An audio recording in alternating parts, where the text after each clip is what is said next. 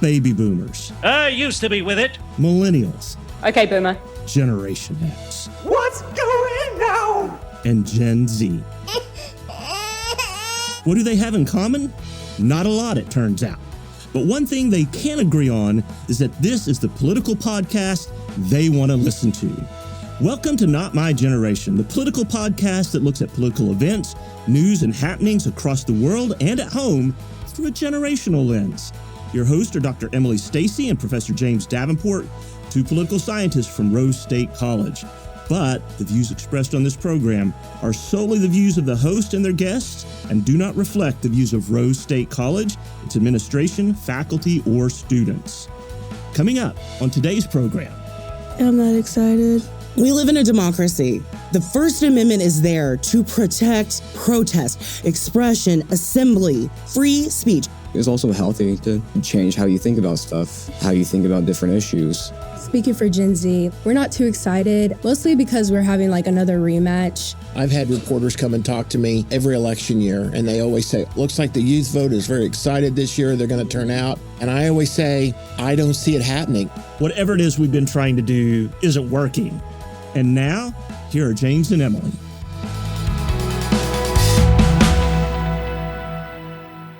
Good morning, Dr. Stacy. Good morning. How are you? I'm fantastic. That was a little more tempered than usual. Yeah, I'm proud of you. I'm learning, you know, but I am excited. We got a full possibilities studio today. We've got some students in here with us. And a legend, literally, in the Oklahoma polling. That's right. Bill Shapard with SoonerPoll.com is joining us. You know you are. You know you are. So we're going to be talking about polling and polling specifically with Gen Z. Related to Gen Z. So that's going to be coming up. Before we get that, I think we both have something that we want to rant about. I'm going to be interested to see if it's the same thing or not. Oh, well, I don't know. The preview that you gave me, if you only have one thing to rant about, mine is not that. Okay. It is definitely, you're very wonky. I love you. But I don't have probably the same gripes that you have about with your that's preview. Probably true. I'm sure you have lots of gripes with that. No, I've been feeling really verklempt for the last couple of weeks over these campus protests and the response more recently, right? And so it's been, verklempting for me to kind of watch, the things that specifically I preach to my students, regardless of ideology, how they vote, et cetera, to use their voices to empower themselves in a peaceful way, right? Do not let me asterisk this before I go into it with, I am a social movement theorist, right? That's what I study. I love revolution. I love when people use their democratic potential and come together and advocate for themselves or advocate for policies or advocate for change in a nonviolent fashion, right? Again, I am not advocating for some of the things that we have seen go on in recent days. However, the reaction in the initial days of Columbia, for example, or UCLA, for example, or UT Austin deploying pretty much the entirety of its DPS, Department of Public Service, down. I mean, there are photographs, literal photographs of highway patrolmen, right, that are streaming down the interstate to Austin to respond to kids coming together to advocate for themselves. There was no sort of imminent threat, particularly in Austin. It was so reactionary that it almost instigated, right?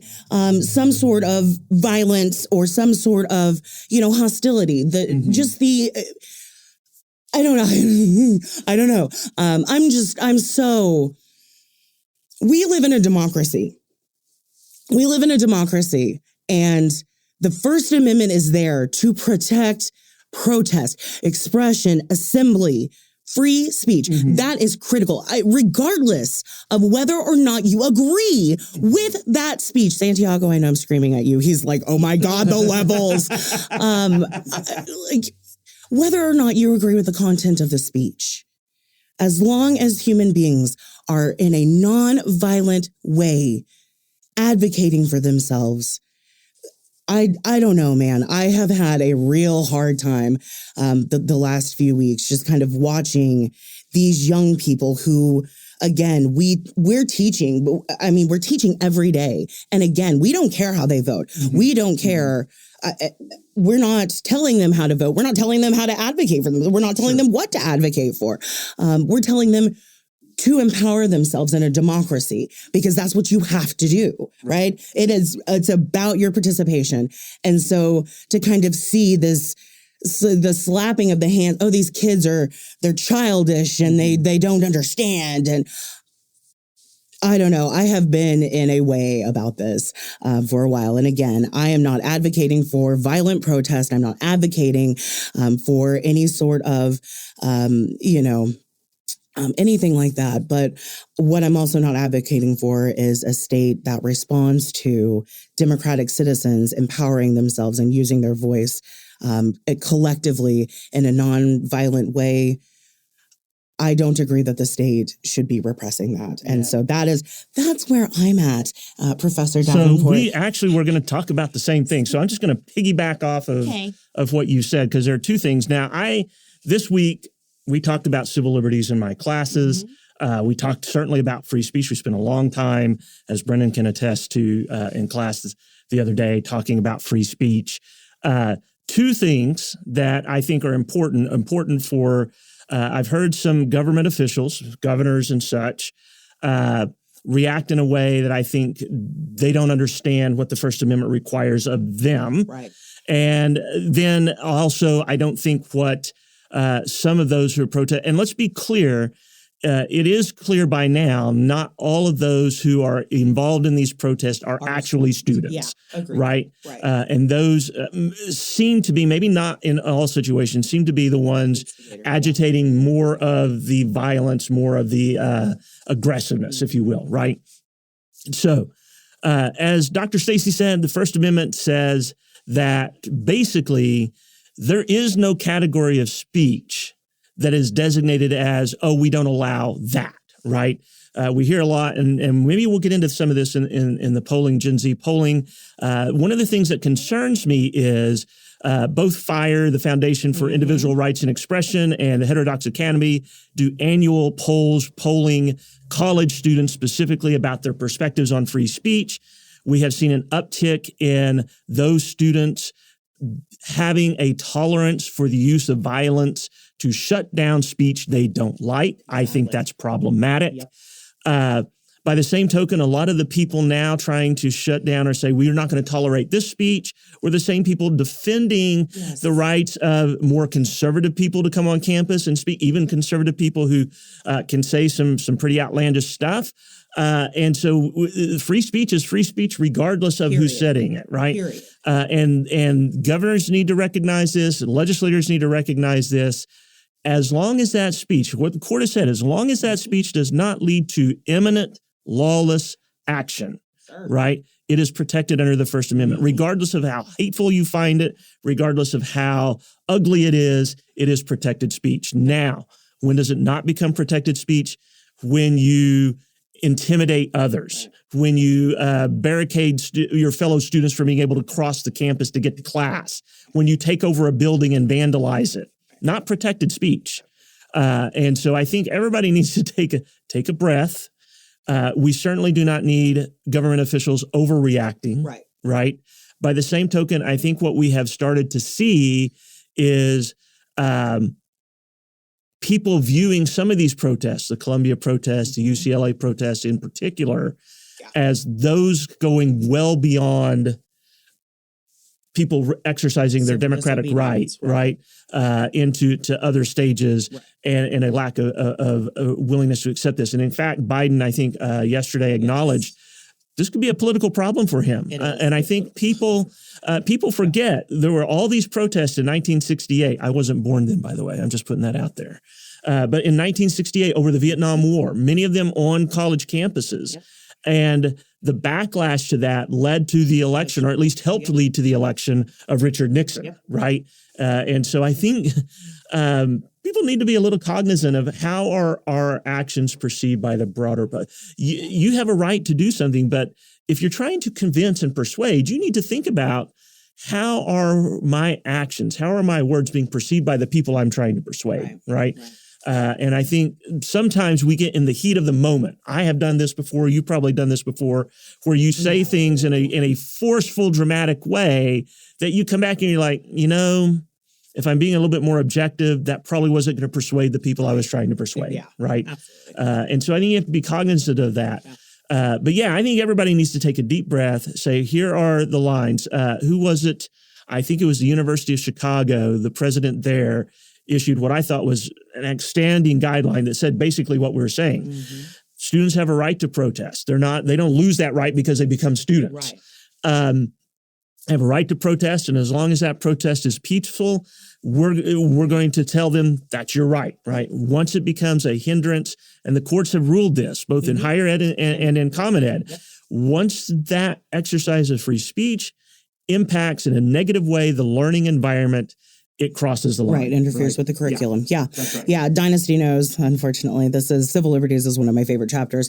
And one of my favorite things to point out is that it's an all or nothing situation. This is a civil liberties, free speech, free expression, right? The right to bear arms, all of them, right? They are an all or nothing situation. They are for all of us as Americans, or they are for none of us as Americans. Whenever we start picking and choosing who gets to exercise these various liberties, we get into a slippery slope of the government getting to decide that and your I understand. group is Listen, I understand because banned. I don't like racist speech.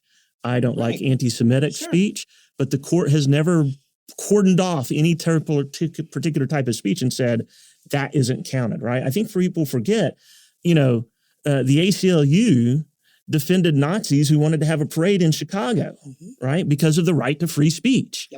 And so you can't then turn around and say, well, we're not going to allow picking and choosing. That's not democracy. That's not democracy. So okay. So rants. Yeah. Are we good? Do we feel better? We've done the rant today. I feel better. Right? Dr. Stacy has joined me in the rant of the day. Right? Oh God, I'm shaking. I'm almost. I feel like I'm almost 40 now. I'm definitely shaking my fist at the sky more publicly. Welcome with you. to the Grumpy Old Man Club. Yikes! All You're right. an honorary member. Are you or your organization looking for unvarnished, unbiased scholarly political analysis for your op-eds, candidates debates, or interviews regarding all things political? Well, look no further. We are the Democracy Slingers. We're here to host, comment, educate, or just preach the good word of American politics to your school, club, company, or organization. Get in touch with us at democracyslingers@gmail.com. We've got so many cool people in the room. We need to stop now. They hear enough of us. We're going to transition to talking to our guests now. Indeed. So how do you want to? Listen, we've got some icebreaker kind of questions. So we're going to go around the table and ask the questions, and then we'll get into talking about the survey. Indeed. So first, introduce yourself and then answer my first question. And we'll start with our friend Brennan over here. So Brennan, tell us your name, your major, what brought you here today, and then where were you born and raised?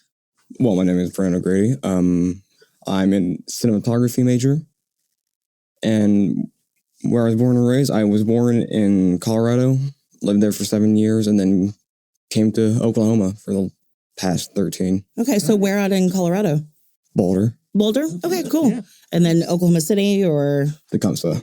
Oh, okay, cool. Yeah. Very good. Been out there for most of my life now, so. Nice. Very good. Nice. Dynasty? My name is Dynasty. I'm a political science major. Yay. Sorry. Yeah. My professor brought me here today, so I'm excited to be here. That's me. Yeah.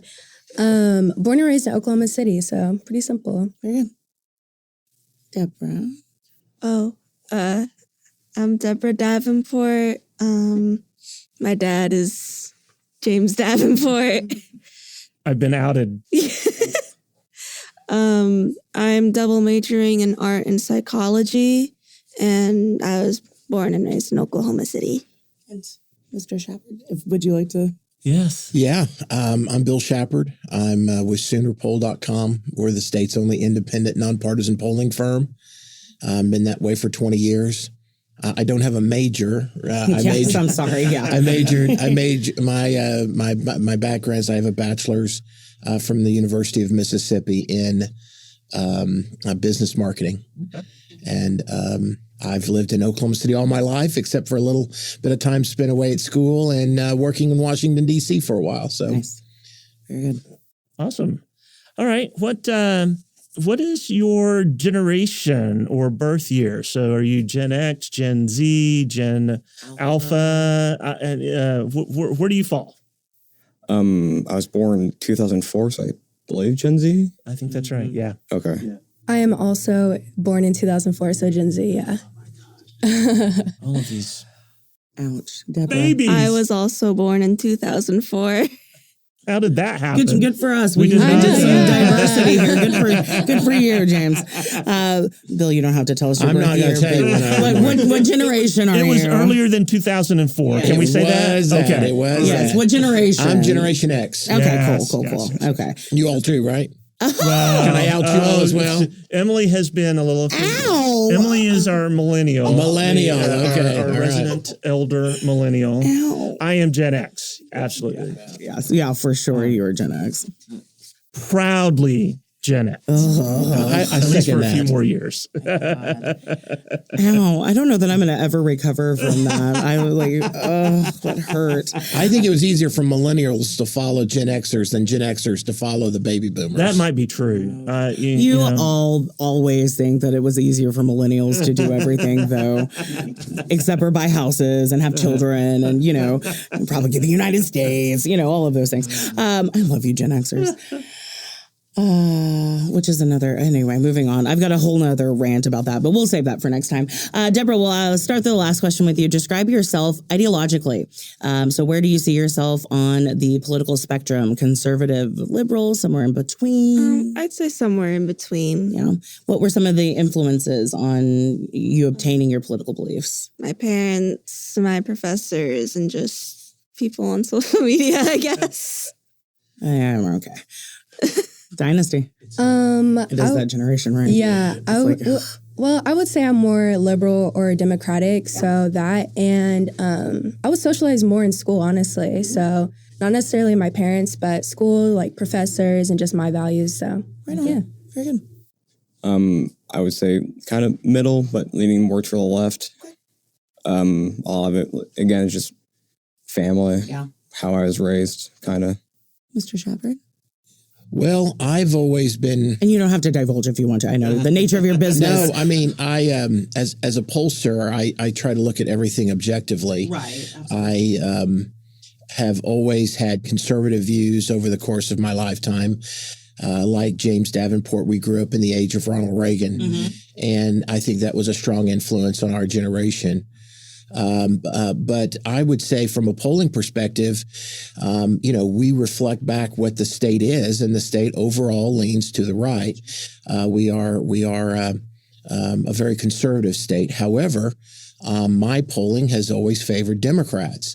That's because we have tried to give the benefit of the doubt when looking at numbers and going, sometimes when we look at the Republican numbers, we go, could this really be this much?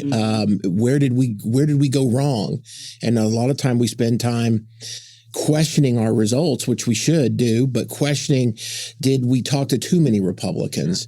And so if you look at Nate Silver in 538, Sooner poll of all pollsters in America has one of the highest Democrat biases of any pollster. So I've had to take that into consideration even as moving forward. And, in 2022, just to give you some perspective, and for those that are in the room, our last poll was 58% Republican.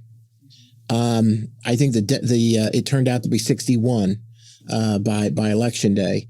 But when I started polling 20 years ago, Republicans only made up 32% of my ballot. So they have literally gone from 32% of the ballot in 2004 to now 61% of the ballot or the electorate and turnout by 2022. So yeah, that's what I was going to say. You're talking about actual turnout at correct, the polls, turnout, right? the electorate, yeah. So that's very interesting to see that change, and it reflects what we've seen like in the change of the legislature and some other things. But let's get in and dive into this Harvard Youth poll that they do regularly. Yeah. You had found this and thought this would be. I agreed it would be really interesting. Some findings that they had, and we've got some specific questions for Bill. But we want to get some responses from our student panel as well, right? Right. So this was taken between March 14th and 21st, and a poll of around 2,000 young Americans between 18 and 29. So really hitting that Gen Z core there, and particularly on the younger end, which is wonderful. There were three main takeaways that one of a Harvard professor took or pointed out that we thought were interesting and kind of built questions around. Among young Americans under 30, there is quite a bit of, enthusiasm, or lack thereof, I should say. I'm not being very articulate. And so that for me, I think is really interesting. So that's one of the questions, certainly for Bill, but just pointing out to our Gen Z guest. So it's 76% of Trump voters, so 3/4 of the voters for Trump say that they are enthusiastically supporting him, and only 44% say the same for Biden. So I wonder, my kind of first informal question for our Gen Zers, how excited are you for this election? Like, where do you kind of stand in terms of, you don't have to tell me who you're voting for or anything like that, but just kind of where are you on the level of yay to Brennan? I mean, not too excited. Yeah. It's more of a, I do understand that this needs to be done, but at the same time, I'm trying to also figure out kind of politically where to look at. I feel like us, speaking for Gen Z, we're not too excited, mostly because we're having another rematch. So that would be a main cause for it, I guess. But there's no particular super excitement, I would say, about the election coming up. It's more of oh, I just turned 18, I get to do this now. But it's we're not super excited yet. So, ma'am, what do you think? I'm not excited. Straight to the point. Let me ask you this. As part of that, I think part of that is you got two 70 to 80-year-old dudes up there that maybe they don't resonate with you guys. Would that be accurate? Would you feel that I have no connection with these folks? Is that part of this? Yeah, and like I said, we're having a rematch of the same people we've seen in the political scene. So it's kind of okay, we want some new faces, some new ideas, and it's we're kind of seeing the same thing. So it's I would be interested to know how you all voted in 2020, or if you did at all. Or were you not eligible? Yeah, not eligible.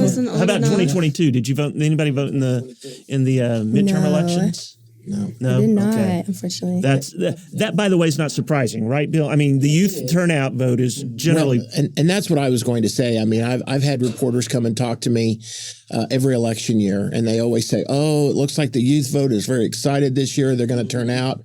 What do you think?" And I always say, "I don't see it happening," and they're just kind of shocked that I would even, say that. I mean, they look at the Rock the Vote and MTV and all these things that are being spent and these efforts in which to engage young voters.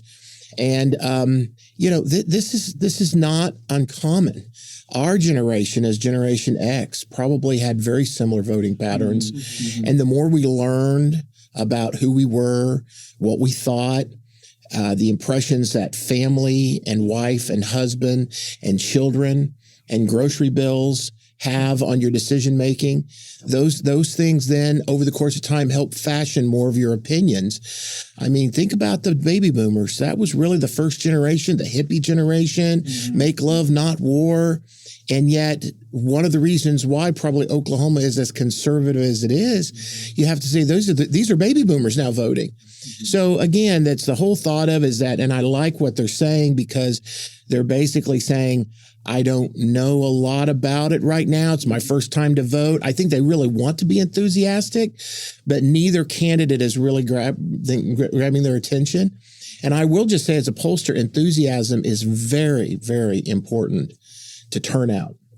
And turnout is the hardest thing as a pollster to determine. You're looking at me and going, Bill, what's the electorate going to look like on election day? And as I just said earlier, knowing that it was going to be 61% Republican in 2022, I don't think I could have found anybody in the state that would have said it would have been over 60. So that's enthusiasm is very important. So you do think it will play a role in the outcome? Absolutely, without a doubt. Yeah. Without a doubt. There are some things that can impact enthusiasm too, right? I mean, we're still November doesn't feel like it, and it's coming quickly, but it's still a distance away, right? There are things that can happen that can either energize one or the other's base or energize people who might be leaning in that. Right. I mean, we saw, with the Dobbs decision in 2022, energize, that brought if you want to say enthusiasm, but from one side. But there, James, right? we have a difference this year. The difference is that we have not had two people, either president or former president, running against each other since Grover Cleveland. Right. Okay. And so for the first time, when you say, well, there's going to be some development and some movement between now and Election Day, that's among the people who are slow to understand what's going on. They get they're not as in tune to the news and information. And they start from a premise of, I really don't know. I haven't made up my decision. As you know, probably a third of the electorate in most years on the left and a third on the right is already decided. It doesn't matter who's put up or what the differences is. The difference between this year is that you cannot get more defined than Joe Biden and Donald Trump in the minds of voters. So the movement at all is going to be among those who say either 4 years ago, I voted for Joe Biden and he didn't turn out what I wanted it to be, so I'm not going to vote at all. And that's going to have a great impact. Or Donald Trump and his issues. I don't know if I can vote for that like I did 4 years ago. So this is the movement that I think we're seeing. And we're talking about single digits, not some double-digit move in October. Right. Yeah. That's where I think I get terribly concerned about, the underlying issue, right, that's causing these campus protests, particularly in swing states, right? And this is still something I need to research. But we know overwhelmingly in a place like Michigan, they have a high population of Arab Americans. And so, the underlying issue in these protests is certainly going to impact turnout. Like you said, some of these progressives or some of these Democrats who voted Biden in these swing states, I'm convinced are just going to stay, like they're not going to come out and vote for Trump. I'm certainly not advocating that. But I do think that there are a lot of folks that are deeply impacted by the issue of Israel and Gaza and are very turned off, disenchanted. As a pollster, we always ask the question, what is the most important issue to making your decision this year? And boy, I tell you, that changes as quick as anything. I would think that peace in the Middle East or the Gaza issue is going to rise, which we would not have seen this time last year. Wasn't even on the radar screen. But I think that what you're going to see is that will have some impacts. But let me just talk for a minute about just different states. I mean, Michigan, you're going to have that impact of the Arab vote, and will they come back to vote for Joe Biden or not vote at all? In Florida, for example, on their ballot is abortion and recreational marijuana. That's going to pull out different people. Here in Oklahoma, if they are able to get it to the ballot, we will have the minimum wage increase. So both sides of the aisle have used state questions and other things to pull their base out. And that will have an impact. So that'll be exciting. That's what we're kind of waiting to kind of see how all that develops. One of the things I found interesting about Biden's lead amongst young people, right? So they said that he had, amongst all their whole sample, 8 percentage point lead. But if you switch that to likely voters, it goes up to 19 points, which I found interesting. What that really means is the larger their turnout, the lower Biden's lead amongst young people goes. And I've seen this I think Nate Silver's talked about this a couple of places, not just youth vote, but broadly larger, is we seem to be entering an era where it used to be people would say, well, Republicans benefit from a low turnout election. Now I'm starting to see some people saying, well, it's actually in this cycle that we're in, this period we're in, it seems to be Democrats that turn out from a low voter turnout election. I don't know if you're looking at that. Yeah, I don't. I haven't been really to see that. The demographical profile of the Democrat voter, not just in the state of Oklahoma, but nationally, is a more casual voter. Any political scientist will tell you that civic engagement correlates with voter engagement and voting behavior. And so the Democrat Party particularly has constituencies that for the most part are not as civically engaged. And because of that, they have to look at it and go, well, we know they turn out and vote Democrat. If we could get them turned out, how do we turn them out? And so quietly, I believe in a lot of states, like we saw here in Oklahoma, when Kendra Horn beat Steve Russell in the 5th District, we saw that Democrats had quietly began to build a pre-election vote harvesting operation. Turn your vote out early, get them turned out with absentee ballots, and then work on those that get that list, see who voted and who's turned it in, who has it. Yeah. And then go knock on those doors and say, we know you've got a ballot. Let's get it turned in. And I think that has done a lot. Now, the problem is that we're also hearing in this room a lot of depression, voter depression. And so even if you get an absentee ballot in the mail and it's at home, how enthusiastic are you to fill that thing out and turn it back in? So I think the Democrats have the much greater challenge with that. When we talk to Republican voters, and I've talked to many in my life, they say, we'd ask them, why don't you get an absentee ballot, particularly during the pandemic? Right. And many of them said, nope, not going to do it. And I said, well, why not? And they'd say, well, I got to see that ballot go into that machine. They have to know that they physically voted and they know they voted. Again, something that Democrat constituencies don't care about. I don't care if I filled it out, I sent it in, I assumed I voted. It's not that, and that's the difference is the psychology differences between the two camps. It's really interesting.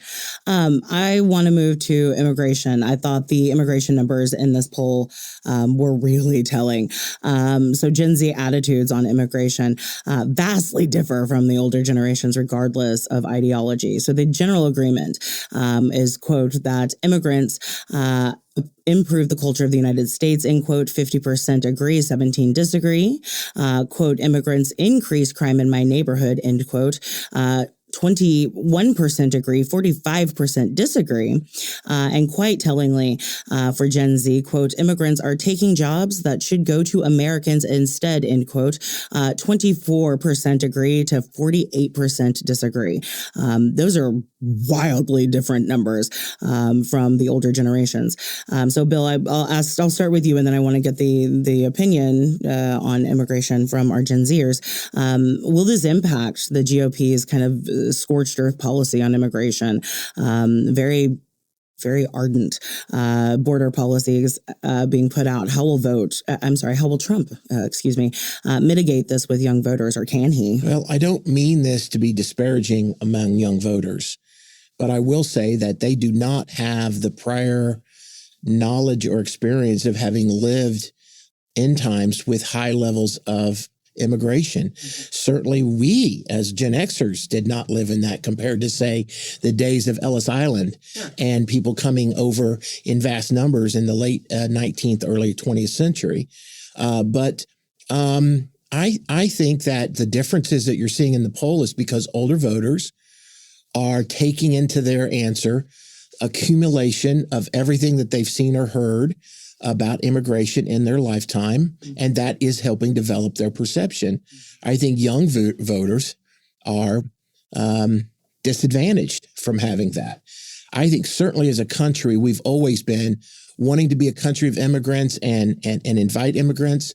But we still have to be a country of laws, and we still have to have immigration policy.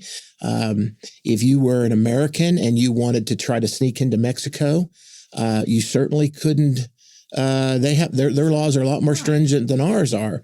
So I think that young people are more hopeful and optimistic and looking at immigration as a part of that American experience. And I think older voters are more hardened by what they've seen of the adverse impacts of that. Certainly, I think that the two parties' views of immigration have an impact on that. Under Biden and the more open border policy, nobody really should like that at all. And we have now tens of thousands of Chinese or other nationalities that are not favorable to the United States. And we don't know their intentions of being here and what they're here for. So that scares, I think, an older generation. I think a younger generation is more hopeful and more hoping that immigration can be a positive add, a value add to our country. But I'd love to hear their thoughts. Same. Immigration. Go. Yeah. So for me, I can attest to what he said. I would say our generation is a lot more open-minded just because we go to school and we grew up with students that are from different nationalities and stuff like that. So I would say that, again, we're more open-minded and don't view it as harshly as I would say other people. But that's also my personal belief too. So, sure. Yeah. I mean, what Dynasty said is that, again, we are more optimistic about how people are coming in and how they're going to interact with in our society. But at the same time, there is the laws of hey, you can come in, but at the same time, you need to follow certain laws on how to, the correct way to get in. Instead of, with what Bill said, that Americans can try to sneak into Mexico, but there are stricter laws there than what are here. Deborah, anything? I think immigration is probably an overall good thing, and I don't feel concern over a lot of people coming in, and I don't really feel they're gonna lead to more crime. I don't think they're any more likely to be criminals than people who were born and raised in America. Sure. So one of the things I found interesting in looking at that was that while they did have a more positive view of immigration, they also felt there was a problem at the southern border. Yeah, right. So it's not There's like they are not acknowledging, as Bill was saying, they're not acknowledging that something's going wrong somewhere, that something needs to be addressed. But they simply, they also believe that we shouldn't put up, stringent barriers to people immigrating to the country. So I think, so they seem to be able to. James, can I interrupt for a second? Yeah. I'd like to know their opinion. I'm going to ask. Please. I'm a pollster. Do it, sir. I put a question mark at the end of more sentences than I put periods. Okay, so I kind of want to know. Do you think a person should be able to come to this country if they are under some sort of political persecution or fear of their life? I feel like that's a loaded question, but really? I mean, just because, I don't know. I feel like but honestly, I would say yes, but I would also question what's happening at their home country and stuff like that. I think there's more factors to take into consideration, but most likely yes, of course. I mean, yes. Looking at how, why what danger are they in? That's kind of mostly what's. Yeah, I'd say that that's. And I'm going to answer for them. I know the answer for you all is yes too, correct? Right. I mean, that's kind of the whole point of the political asylum type of application, right? Exactly. Yeah. Now, and you thought I asked a hard question or a loaded question. now I'm going to ask the hard question. Yeah. Do you believe that a person could be allowed in the country who's only trying to better their way of life or find a better life than what they have in their home country? Yes. I see she answered much more affirmatively to that one, which I think is interesting. Yeah. Yeah. And yet, I'd like to hear from you two. Do you believe that? I would be, yeah. But I'm very much more, I'm libertarian on these kinds of issues. So I'm going to be. Well, that's the problem we have at the border. Yeah. That's the problem we have right there is that the people that we're letting in are not saying that they're here necessarily. They're saying that they are politically persecuted and want asylum. But most of them are here because they're looking for a better way of life. And I think that's what we have to ask as Americans. When do we say we can't take the whole world in? When do we say that America can only handle so many, and I'm sorry that your way of life or is not as good in your country, and that's the question. Sure, I think it's a fair question. I also would query, future America, right? We are also talking about, and the lamenting of the millennials comes in here, of us not having a bunch of children, right? And so our economy is eventually going to be impacted by this, and we're going to at some point in the pretty near future, like the 2050s, 2060s, be desperate for immigrants to come in and fill positions because we don't have enough of the younger population, right? We'll be in a Japan, China type of situation. So I would be cautious about whatever policy. And I agree with you, in terms of kind of the criteria, things like that, for anybody coming in. But I also want to be really cautious about us completely slamming doors, because there's going to be a time when America desperately needs people to come in and do a lot of things. I would tend to want to be more scrutinizing towards people who are saying, I have a political reason in other words, I'm suffering some kind of persecution. I would want to verify that. I'm much more open to saying, now I think we need to revamp how we do that. And I think there's in a lot of ways, part of that problem is how do we facilitate people who want to come here to work and improve their lives? Some of them want to come temporarily. Some absolutely want to become citizens. There might be different tracks, and you treat those people a little bit differently, but in large part, I think everybody can agree whatever it is we've been trying to do isn't working, right? And you can't get more liberal than Austin, Texas, and yet Austin, Texas is now saying we can't take any more people. And you've seen that in some other large cities as well, right? The New York City mayor has also indicated some things like that. I think the Chicago mayor has said that. So you're starting to see some of these cities that aren't on the border, but are getting a large number of people who migrate there one way or the other, saying our city services, our schools are being overwhelmed. So what's the criteria then? Right. When's the breaking point? Right. And then what criteria do we use at the border? If you're Chinese and looking for a better way of life, do we let you in? Or if you're from El Salvador and looking for a better way of life, are we letting both in, neither in, one or the other? And I think that goes to the issue of why this is more of a complicated story than what partisans on both sides want to pretend like it is, right? I think that just points out to there are a lot of questions that we need to answer, even if we acknowledge that the system as now is not helping anybody, really. We love communication that goes both ways, not just you listening to us pontificate. We would love to hear from our audience. If you have comments, suggestions, or would like to contact us about possibly being a guest on the show, please email notmygeneration@raider.rose.edu.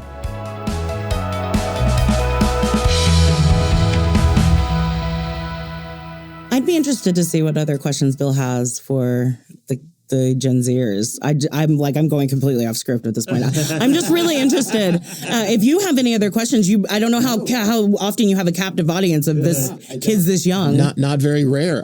Throw me an issue and we'll keep going with what you were going. Let me do this because I thought this was really interesting, which was they basically looked at what issues were of the most concern to Gen Z. Yeah. And interestingly enough, I don't think these vary from what overall they would be. So inflation came out at the time. You had 64% of Gen Zers saying that inflation was a major issue.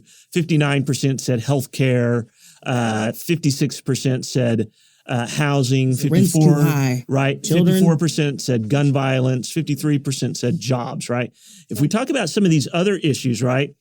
Israel-Palestine, 34%. Now, maybe that will change based on, because this poll came out prior to some of these protests. Student debt, 26% said that was, you know, that's a because they driving haven't issue hit for them. those bills haven't hit yet.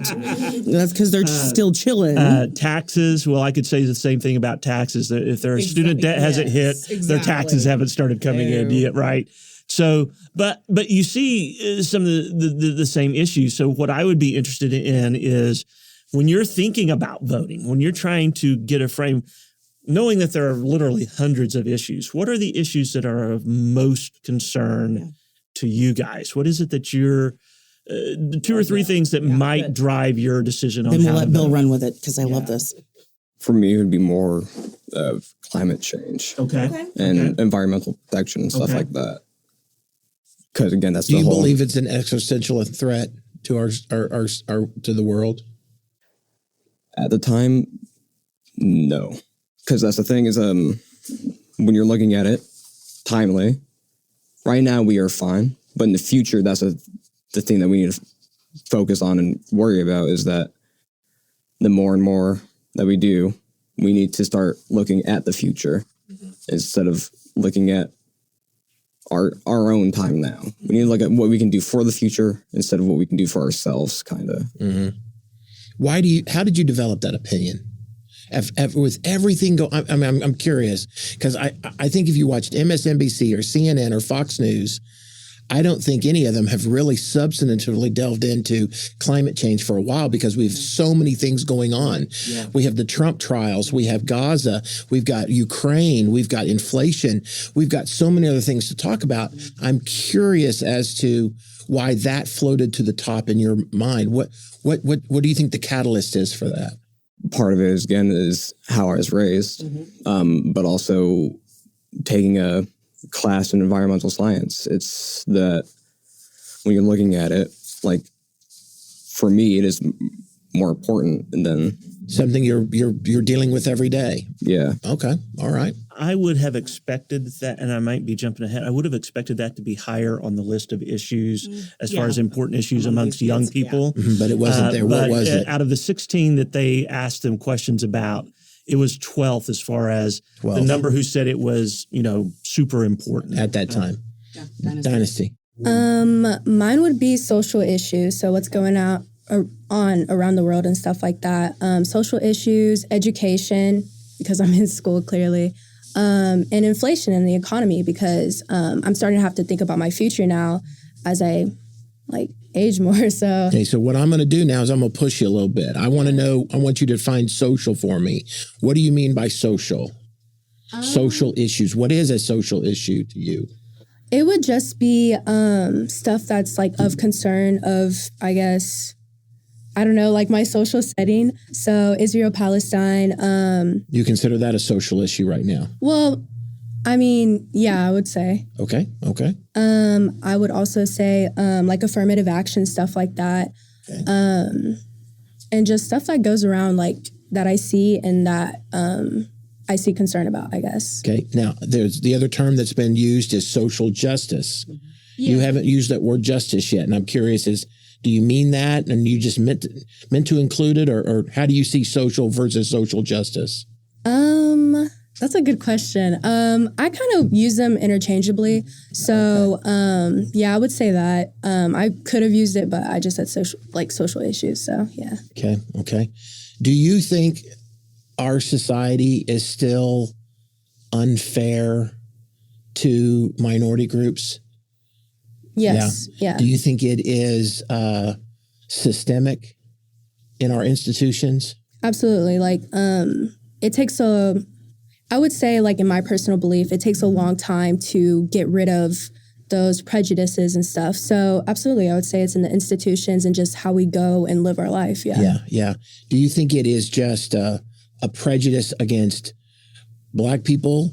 Because I think right now a Jew sitting in the room would say, I feel it's all prejudiced against me. Yeah. Do you think that maybe your racial identity is believing in it just like a Jewish person would feel the same way? Yeah, I think it plays a part, but I think it is multiple groups of minorities, not just Black people. Right. But they have their own specific issues that they grapple with. But for me, in my Black identity, those are the issues that I find I focus on. So, yeah. Okay.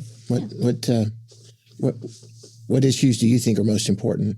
I'm actually really concerned about homelessness and the way homeless people get treated. It feels like nobody really wants to talk about homeless people or try to help them a lot of the time, and I just find that really concerning. So, Dr. James, where is homelessness on your list of most important? So homelessness precisely wasn't on the list, but housing was. So if you consider it part if you consider that part of the housing conversation, but I think housing there for young people is talking about their abilities to buy a home. I think that's probably correct. They don't distinguish out. So I'm going to ask you the same question I asked Tim. How did that bubble to the top in your mind? What are you doing right now that is making you much more aware of homelessness than, say, your generational population? Well, I grew up in a poor neighborhood where you'd see a lot of homeless people out on the street asking for money. And a lot of the time, like on the drive to Rose State College, like sometimes you'll see a lot of people just on the street asking for money. And it really affects me. Yeah. So you can see that we've got really three different issues. And I didn't ask you, James, where is social justice or social issues on that list? They don't. Those precisely don't make the list either. You might let's see if I'm trying to see if I see something that might fall into. Women's reproductive rights is in the top 10. If you consider that a social justice or a social issue, I think it's nuanced. So yeah. Gun violence is in the top 5 if you count that as one of those issues, but just the overall term itself. So, and I like this because it gets more specific, right? Breaks these out. Well, that's the aggregate. That's the aggregate. Right. What we're experiencing here in our little focus group of sorts is all over the map. Yes. Right. And I think that's more reflective of this generation. Right. Nothing that you would have seen differently when we were this age is that we were probably all over the map. I think everyone starts it all over the map, their own issues, and then they begin to then build upon that and build those perceptions and ideas as they experience more of life. And I think the differences in generational cohorts is reflective of the differences of the experiences that those individuals experience together, right? In their formative years, when we were growing up, like you said, you kind of had Ronald Reagan, and that's I'm in junior high and high school during his presidency, and you're coming out of a period of time in the 70s that weren't so great. You get into the 90s, a lot of the millennials who started coming of the age in the 90s, that's a continuation of a really hot economy that's going really well. You have 9/11 at the tail end of that. And then the Great Recession happens. So yeah, I think these kind of common experiences, just like the baby boomers, the Vietnam War, they're on the tail end of the end of World War II. They're growing up in the boom of the 50s when the U.S. was really the only economy thriving on the face of the earth because everybody else was rebuilding from war. And so that shapes those opinions and those perspectives of things, right? So I think that's reflective of this. And yeah, I think you're right. As these young people continue to mature, continue to experience more of life, that's really going to shape. And in some cases, it will harden where they're already at, right? In some cases, it will modify that a bit. In some cases, it will shift them to a different position. I know that's been my experience, right? There are positions that I held when I was 20 or 30 that I don't hold anymore. There are others that I still do. So, and those experiences help formulate that, and education helps formulate that. I'd like to ask the three of you. How much do you think your opinions will change by the time you get to 40? Are you prepared that your perceptions, your political perceptions may change a lot by then? Yeah, I'm sure they'll change a great deal by the time I'm 40. I think changing your opinions and changing your mind is just part of growing as a person. Going, to try and build off of what Deborah says, it's also healthy to change how you think about stuff. How you think about different issues. it's just whatever. Do you believe that you will still be a climate change activist or a climate change enthusiast? Let me put it that way.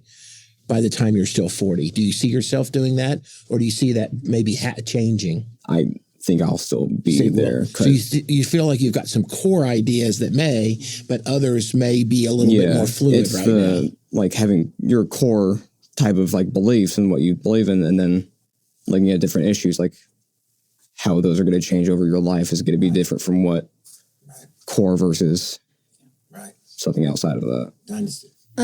I would say I'm a pretty open-minded individual, so I do think my like beliefs will shift a bit, but there is some that I stand firm on somewhat, but as I grow and like as I age and get older and have different experiences, I think that will fluctuate. So you still see yourself being kind of very pro-social justice by the time you're 40? Yeah. You don't see anything right now that challenges that opinion? Not necessarily. Maybe when I get older and have different experiences, but not really.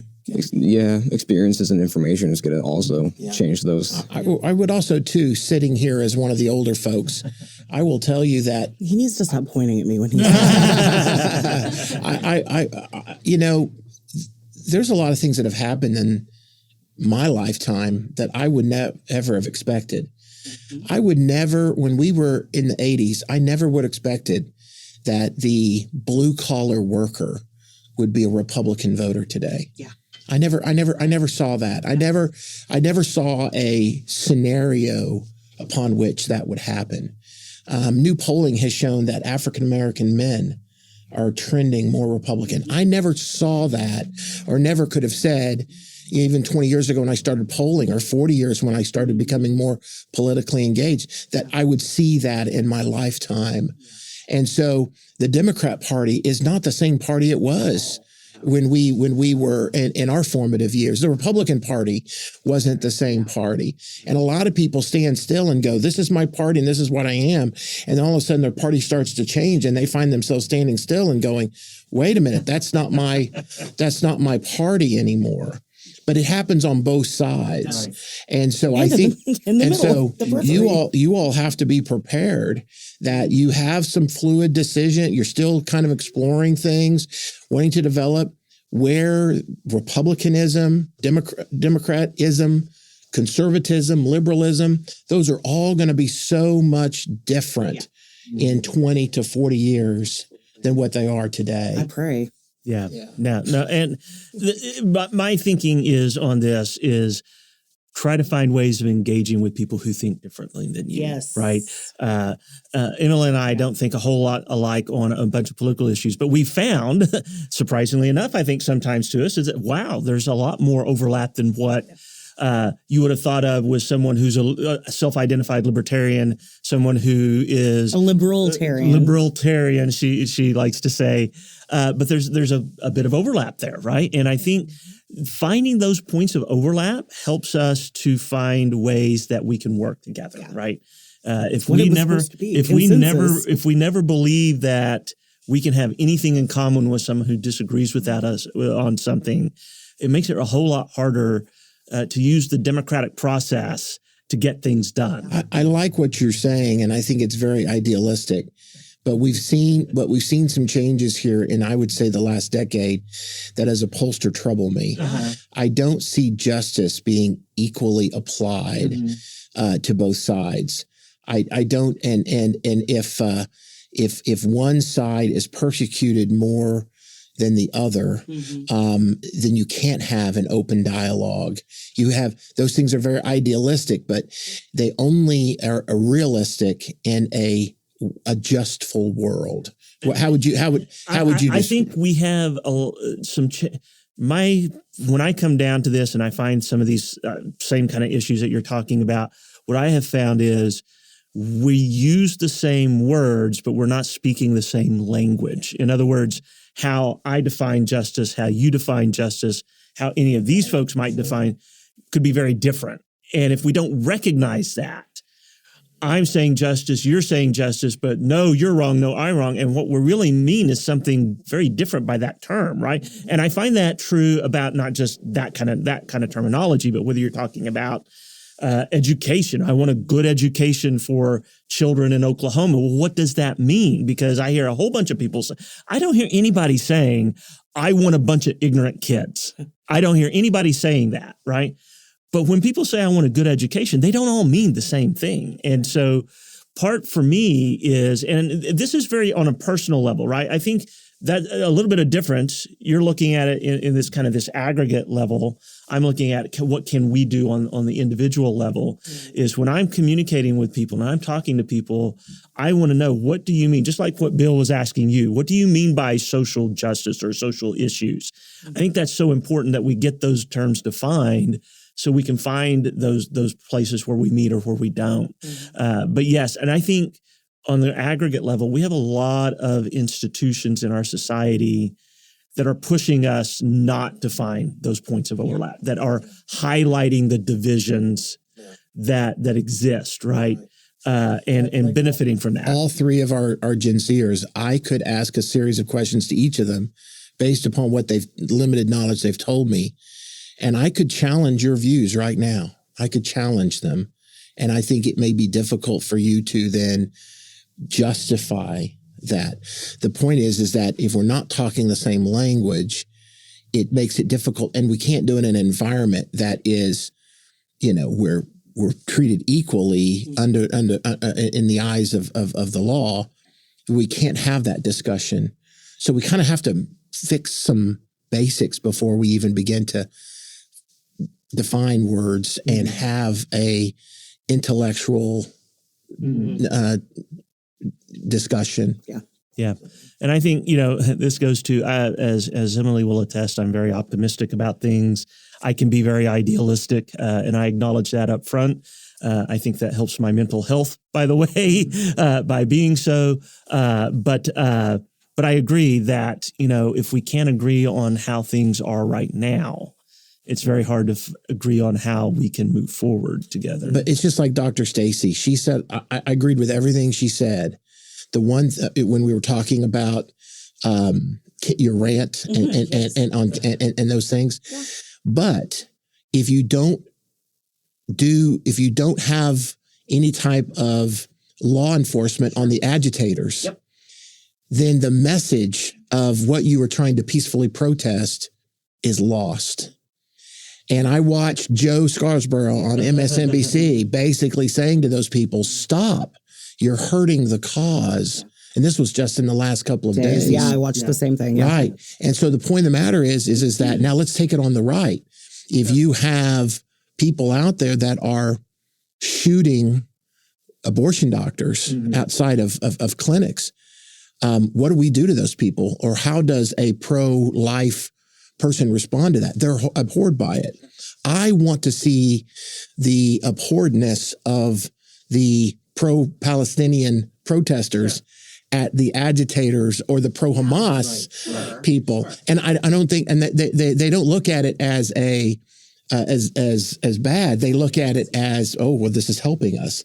And I think with any movement, you have that challenge, whether you're right, left, people who say they want to, you want to accept people who join you and say, oh, they're on our side. And then you get into this, but are they really on our side? But after you've accepted them in, that becomes a harder conversation to have. Tactics are going to be different once you have different groups of human beings join a collective movement. That's like right. That, right. That's right. Right. Well, we have ran up against the clock. I think this has been a fantastic conversation. I appreciate all of our Gen Z, Gen Z focus group. We can call them our focus group. Getting up early on a Friday morning for us. Thank you so much. That's right. Thank you for having thanks us. especially to Bill Shapard from SoonerPoll.com for sharing his insights as well. Yes, check out polling, man. I know you're going to be busy this year. We probably need to have a polling roundtable sometime this year as well, talking about election stuff and some of these other things as well. So we might be calling him back, Bill, if you would be willing to do that. Absolutely. All right. Well, thanks again. And we want to remind everybody, democracy is not a spectator sport. We'll see you next time. Hey everyone, this is Deborah, the resident Gen Z member of the Not My Generation podcast family. Not My Generation is produced in the Possibilities Inc. studio. This episode was produced by Santiago Ramones. It was edited by Santiago Ramones. We'd love to hear your thoughts on today's episode. Send a voice memo to notmygeneration@raider.rose.edu, and you could hear your voice on an upcoming episode. If you liked today's episode, please consider giving us a 5-star rating and sharing the podcast with others. You can check out previous episodes on any podcast app and on our podcast website at notmygeneration.captivate.fm, where we also provide our show notes. And remember, you can follow Not My Generation on X, formerly known as Twitter, at NMG Podcast, and on Facebook at Not My Generation Podcast. We look forward to interacting with you soon.